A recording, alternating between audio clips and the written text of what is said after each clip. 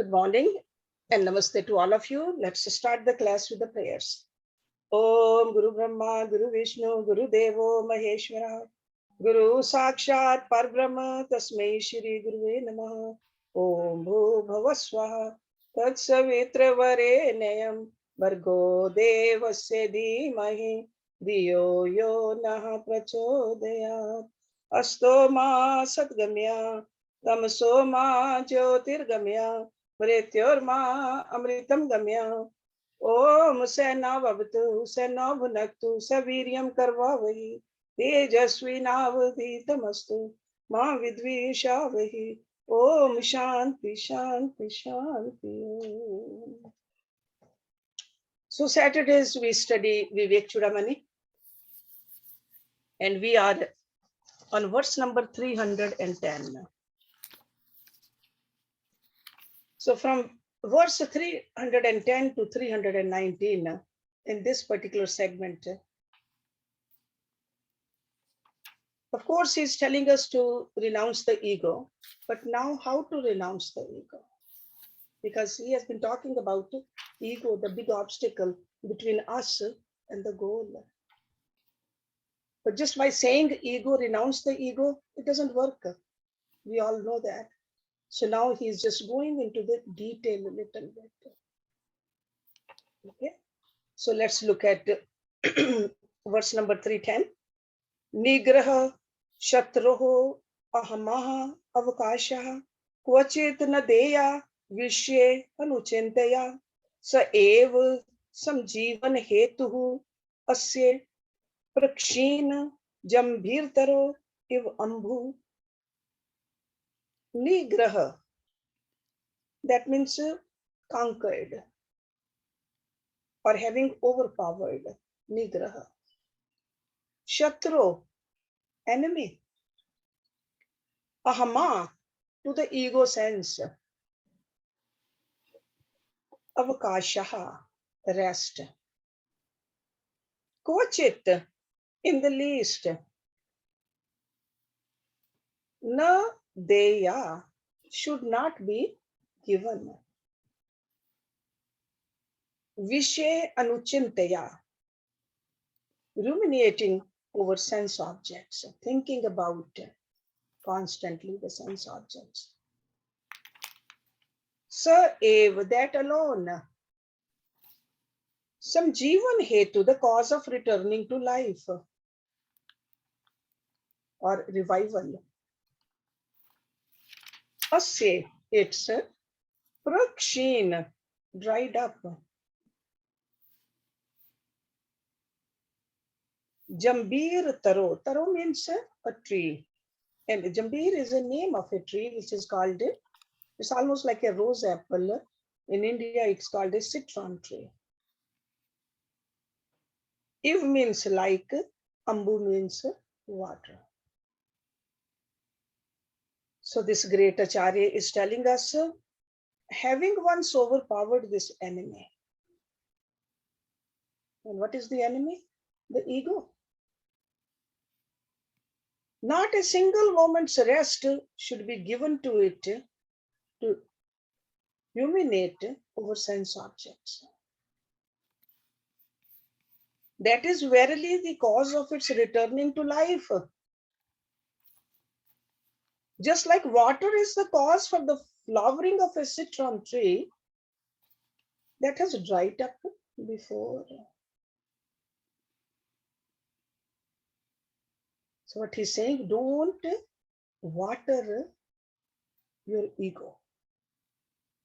Because you have destroyed it, you worked on it, and this is your sole enemy.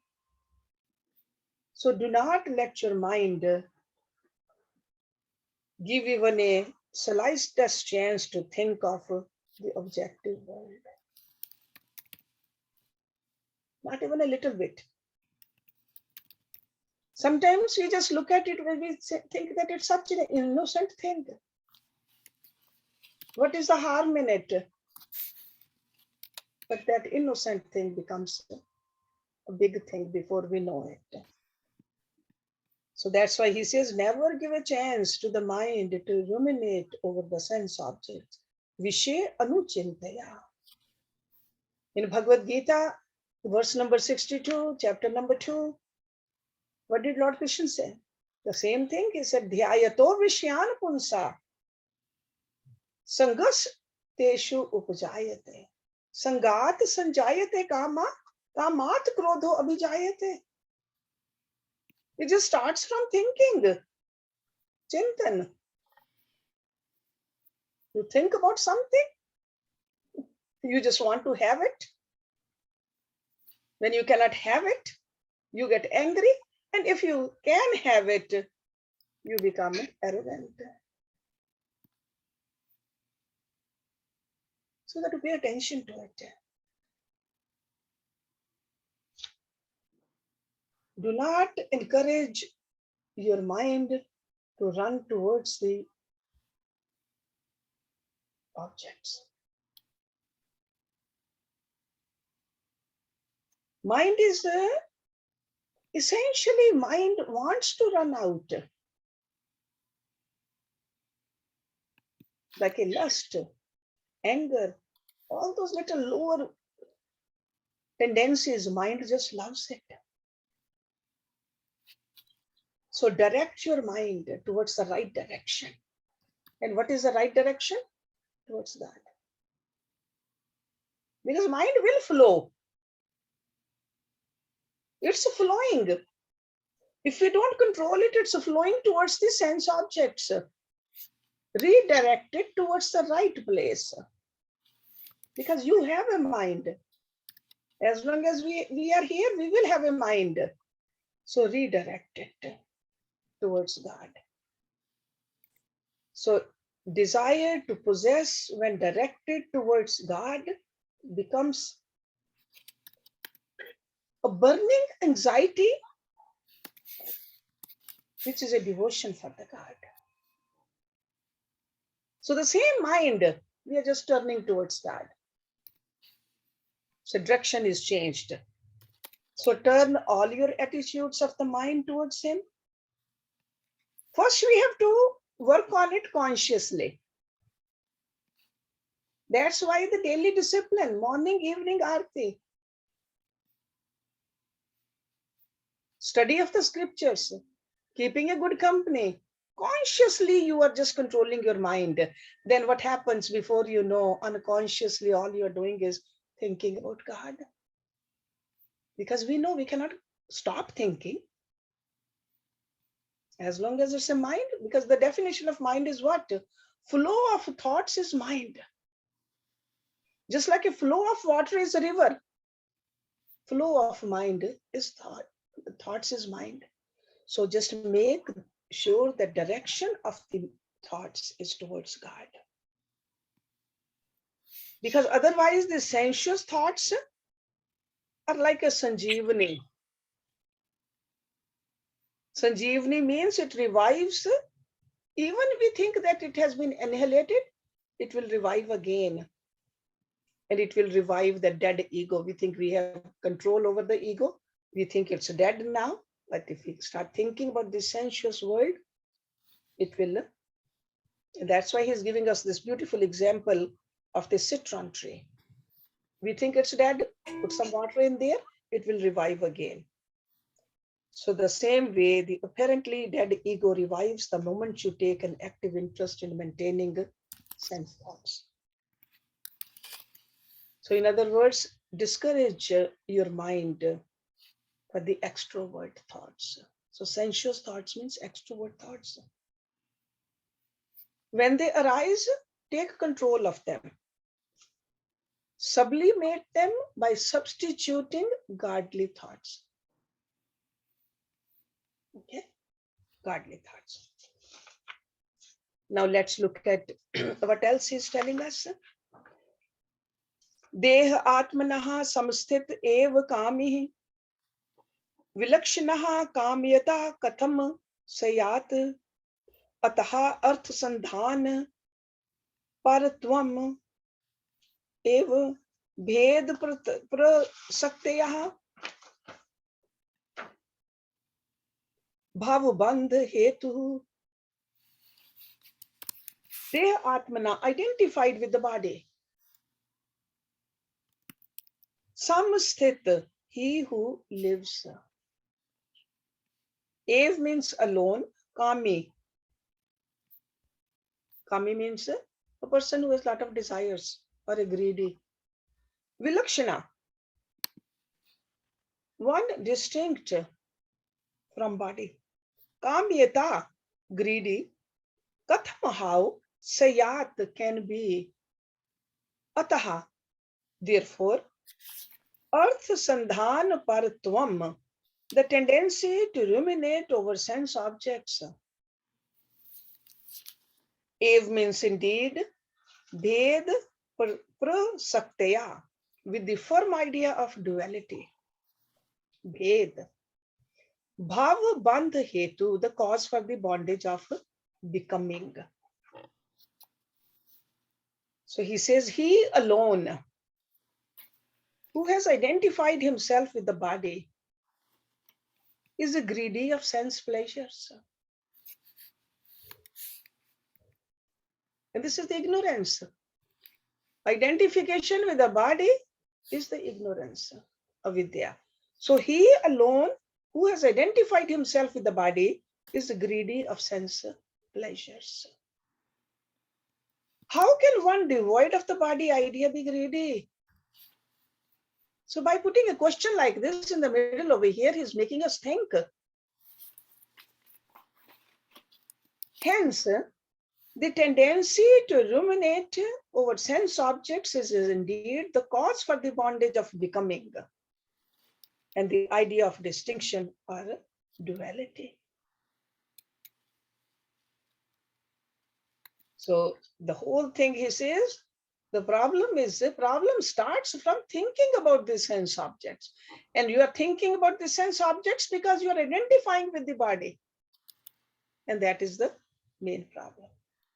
So kam means desire, and kami is a desirer. And that's why it's a sensuous man, sensuous person. And that's why he says a person who thinks I'm the body. He just keeps this idea in the mind. And this kind of individual starts seeking sense gratifications for the body as a body. I am the body, so I need to spend all the time to pamper this body. That's how the comforts and the luxuries, they all just become more and more in our life because we think we are the body. And that is the ignorance. And in contrast to this kind of a person, a kami person, a realized person is opposite of that. So there's a kami and there's a yogi. So kami is a person who runs after the objects. And a yogi is a person who gets away from these to reach the self. Self means the infinite, the God. They say the yogi and a kami are a person of realization and a person of worldly desires cannot go together. It's either or. Because when we desire something, our mind is gushing towards this world. Gratification for the body. But if we are thinking about God realization or God, then we are turning away from one side and going towards the other. It's almost like, just like they say, the darkness and the light, day and the night cannot coexist. Either it's a day or it's a night. Either it's light or it's darkness. The same way, the ignorance and the knowledge can never coexist. Because they're at the opposite poles. So bhed prasakti, very important term here, perception of polarity. Let's think about it. This is the cause for bondage, the reason for all the conflicts in life, all the struggles which we go through. If this is so, then how can we annihilate this ego? Because we do live in this sense objects. How we can rise above this? Shankaracharya ji is trying to give us some hints over here in the next verse also. How can we do this?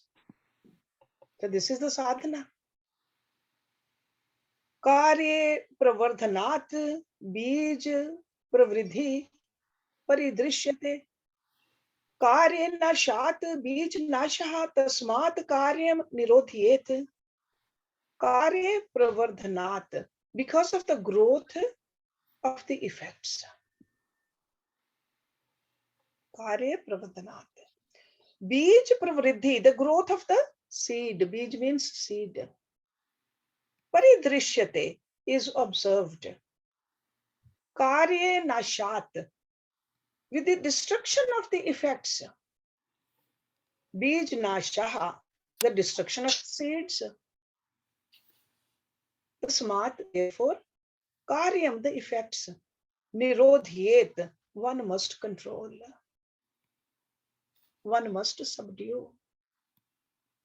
And this nobody else can do it for us, only we can do it for ourselves. That's why the sadhana is very personal.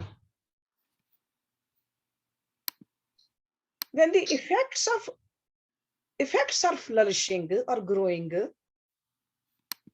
the seeds also are observed to increase. When the effects are destroyed, the seeds also are destroyed. Therefore, the effect must be subdued. Because when we let the seed to grow into a tree, what happens? From a tree, we see the flowers. From the flowers, we see the fruits. And from the fruits, we see the more seeds. From one seed, countless seeds come. And that's how the tree is thriving. Huge crop of seeds come. But if the tree is destroyed, there won't be any crop of seeds. So that's why he says, stop the effect, and the cause also ends. And for us, what are the seeds? For the tree, we can see the seeds. Our seeds, we can't even see.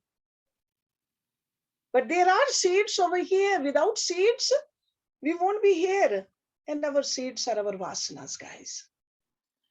Our impressions. Those are the seeds. Do not give these seeds a favorable chance. Do not water the ego.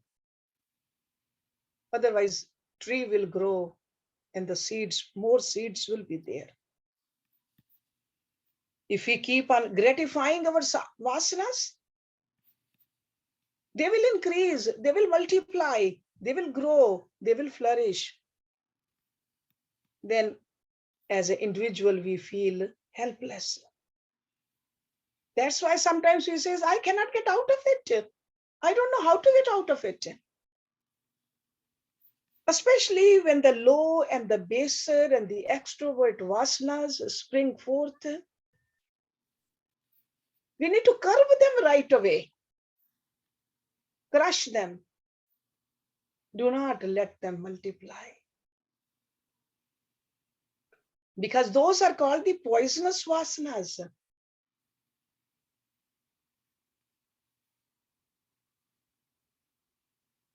By constant meditation upon the self in all. That is the way to do it. Turn the mind away from the sense objects and do not give any chance for the return of the ego sense. So we got to know this whole formula. Okay, got to be clear about it. If you're still vague about it, then sadhana won't be paripakva. We got to have that kind of a sadhana where we are fully established in its seat. Okay, so when the effects are flourishing, the seeds also are observed to increase. When the effects are destroyed, the seeds also are destroyed. Therefore, the effect must be subdued. And that's why I said the way to subdue is meditation, not by thinking about more of these sensuous thoughts. Number 313, same thought wave going through in all these verses. Vasana vridhitaha karyam karye vridhyaha cha vasana vardhate sarvatha punsaha sansaraha na nirvatate. Vasana vridhita, through the increase of vasanas. Karyam, the work. And over here, this work really means the egocentric actions. Karya vridhya, through the increase of effects. Cha means and, vasana, vardhate, increases. Sarvatha, by all means, unsaha, of a person. Sansaraha, transmigration. Na means not, nirvartate, comes to an end. Through the increase of vasanas, egocentric work increases. Like I'm doing it, the doership. So through the increase of vasanas, egocentric work increases. And when there's an increase of egocentric actions, there is an increase of vasanas. So they feed into each other. Thus, a person's transmigration never comes to an end. We want to end this, we want to reach to our goal. But if we just keep on doing this, we'll never reach there. Not by doing the actions. So we saw that in the previous verse, he talked about the cause and effect. So over here, he's telling us if the effect increases, the cause also increases. And the result from all this is a manifestation of more vasanas. So results are egocentric thoughts, sensuous actions. When the actions have manifested, they create more and more vasanas. And from vasanas, what happens? More actions, again and again. Right? In other scriptures, they called it a Hriday Granthi.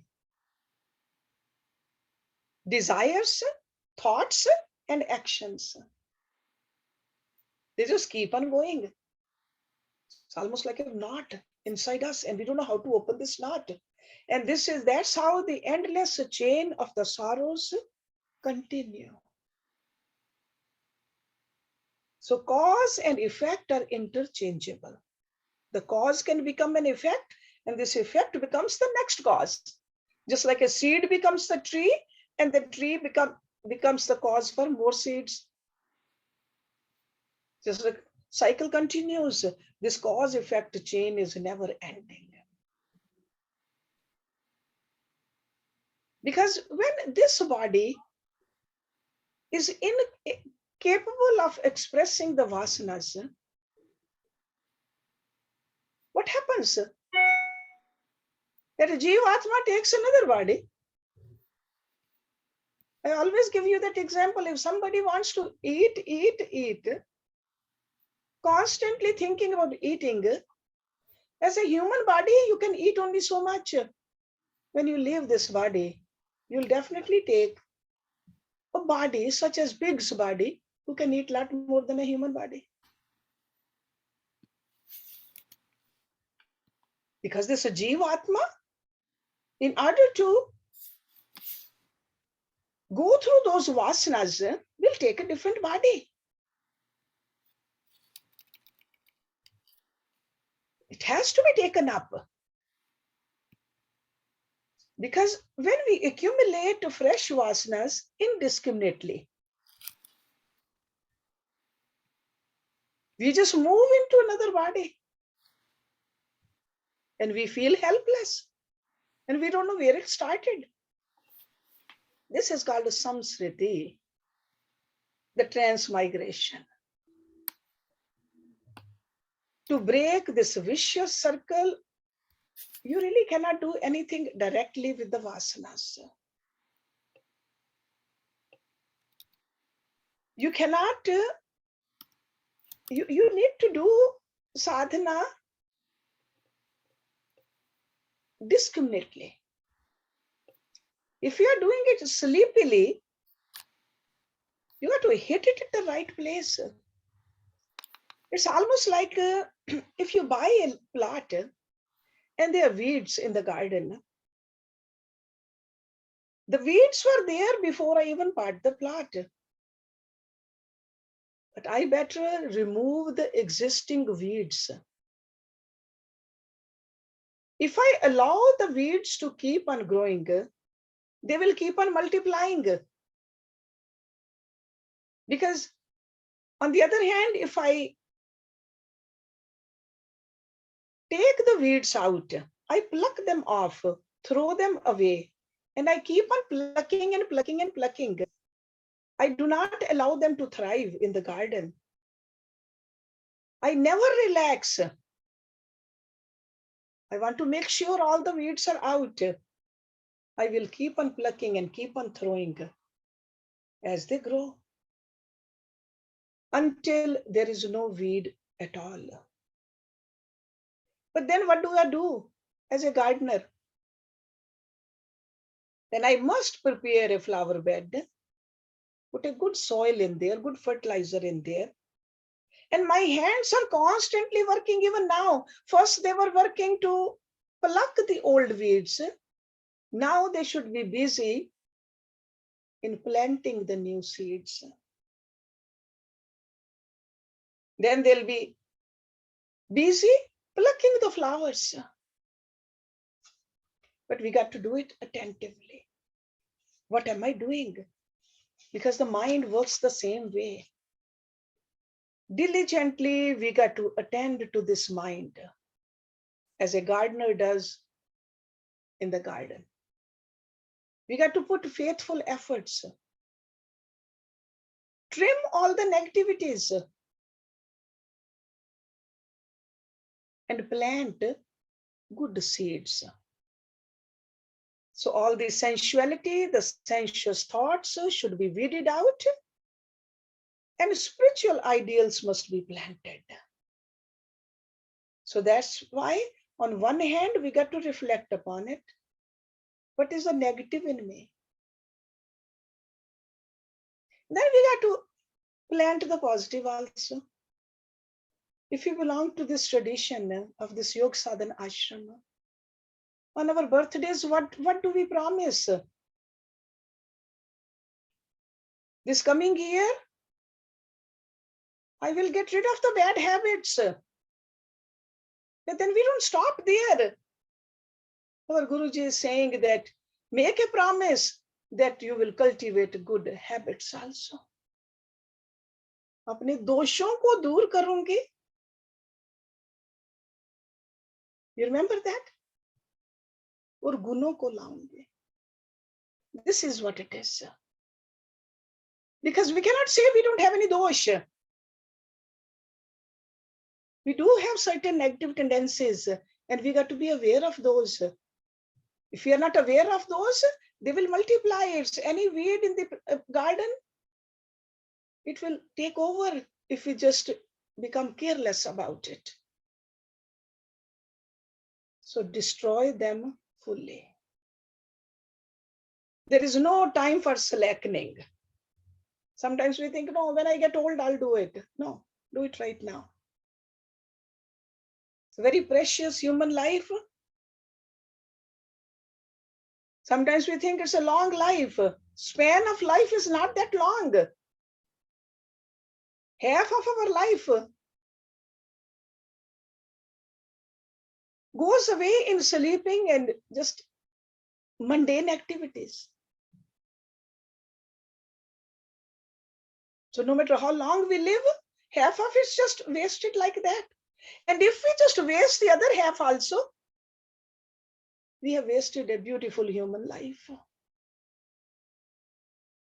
We got to be careful about it. We are here to get rid of the weeds in our own mind. And then plant the spirituality in our mind. Let's look at next one, 314. Sansar bandh vichitye tadvayam pradhet yati vasana vridhi etabhyam chintaya kriya bahi. Sansar bandh vichitye, to snap the chain of transmigration.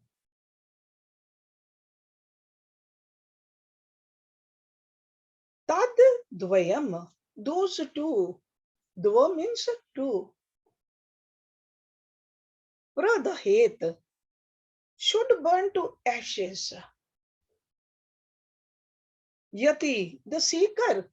Yatan karne wala, a seeker. Vasana vridhi, the increase in vasanas. Etabhyam, due to these two. Chintaya, thinking of sense objects. Kriya, by selfish actions. Bahi, external. So that's why I said selfish, external actions. In order to snap the chain of transmigration. Because that's the goal. We've been coming and going. We don't know how many lifetimes. We don't know how many different species. And goal is to snap it. So in order to snap the chain of transmigration, one should burn to ashes these two. What are these two? Thinking of sense objects and doing selfish actions, which lead to increase of vasanas. Because these are the two main causes for the increase in vasanas. And over here, our goal is to snap this off. So chintaya, that means the thoughts, continuous thinking of the sense objects. That's why I always tell you, from time to time, pay some attention to your mind. What is it doing? Just like if we have a new pet or a baby at home, what do? We keep an eye. While doing everything else, we'll still keep an eye on that pet or on the baby. Or a little child also. Are they creating any kind of a mischief? Are they getting into any trouble? The same thing over here. Continuous thinking of the sense objects is one of the problems. Is it thinking about, mind is supposed to be thinking about God or some godly action. Where can I help? Where can I serve? Is mind doing that? Or is it thinking about the worldly things? Sense gratification. Where I'm going to go, what I'm going to eat, whom I'm going to meet. Constantly thinking like that. That's a chintaya. And second, he says, acting upon the sense objects in the world of outside. Kriya bahi.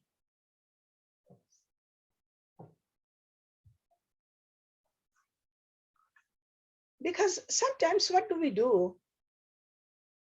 We are even doing the divine activity, but our mind is thinking about the world. And those are that hypocrite thoughts. Doing something and thinking about something else. So subjective thoughts and objective actions both create vasana, limitations. And what happens with that? The ego takes us into the new birth, new body. So we need to cut asunder in order to end this transmigration. These two forces, Chintaya and Kriya. Chintya and Kriya. So it's not that we should not do anything. But remember that who is doing it? The Prakriti is doing it. I'm not doing it. We got to take our awareness to that level. Then even while doing it, we are not creating more vasanas. That's the reason Lord Krishna told Arjuna, while even waging this war, your duty, put your mind and intellect into me. If Arjun could do that in the battlefield, can't we do that while doing our dishes or cooking or walking outside or doing our exercise? Mind and intellect both in God. Then there won't be any fresh crop of more powerful vasanas in us. So if we want to end this cycle of coming and going, this we must do. Keep a constant gaze towards the goal.